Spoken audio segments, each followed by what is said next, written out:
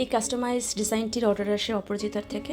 তো পুজোর আগে আমি এটা ওকে করে দিতে পারিনি, তার কারণ একটা হিউজ প্রেশার ছিল। যদিও ও আমাকে প্রায় 4-5 মাস আগে থেকে অর্ডার প্লেস করেছিল, তাও আমি সময়ে দিতে পারিনি। তো খুব সাপোর্টিভ, মানে এরকম সাপোর্টিভ মানুষ যদি জীবনে থাকে, মানে তুমি নিজের মনের মতো ডিজাইন বানাতে পারো। তো যাই হোক, ডিজাইনটা পুরোটাই ওরই ছিল। তো ওই বলেছে এই প্যাটার্নে করতে, এইভাবে বানাতে। তো আমি বানানোর পর ইচ্ছে হলো যে মায়ের ফেসটা রং করাটা অনেকের প্রবলেম হয়, তো সেটা একবার দেখিয়ে দিই। তো ফেস রং করার ক্ষেত্রে ভুরু বা চোখ এইটা আঁকতে অনেকের সমস্যা হয়, বিশেষ করে আমার স্টুডেন্টদের তো খুবই হয়। তো তাদেরকে আমি বলি যে মেকআপ টিউটোরিয়াল দেখতে, কারণ মেকআপ টিউটোরিয়াল দেখলে অনেক কিছু বোঝা যায়, যেটা আমরা আমাদের ফেসে অ্যাপ্লাই করি সেটা আমরা কেন মায়ের ফেসে অ্যাপ্লাই করবো না। কারণ যথারীতি মানে আমি নিজে বেসিক ড্রয়িং কিচ্ছু জানি না, মানে যেটুকুনি জানা সেটুকুনি জানি। রং করা বা এই জিনিসগুলো বা আঁকা এইগুলো আমার ঠিক আসে না, পারি না আমি সত্যি কথা বলতে। তো ওই দেখে দেখেই আমার শেখা, দেখে দেখেই আমার করা, যেটা আমি নিজেকে অ্যাপ্লাই করি সেটাভাবেই আমি অ্যাপ্লাই করার চেষ্টা করেছি।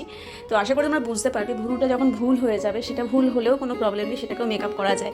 যেটা আমরা কনসিলার ব্যবহার করি, যেটা আমরা ব্লাশার ইউজ করি, সেখানে আমরা পিঙ্ক রং দিতে পারি। ঠিক এরকমভাবেই তোমরা করবে, এবং আশা করি তোমরা জিনিসটা বুঝতে পারছো, যদিও টাইম ল্যাপস করা, তাও বুঝতে পারছো। আর এখানে আমি চোখটা একটু অন্যরকম করার চেষ্টা করেছি।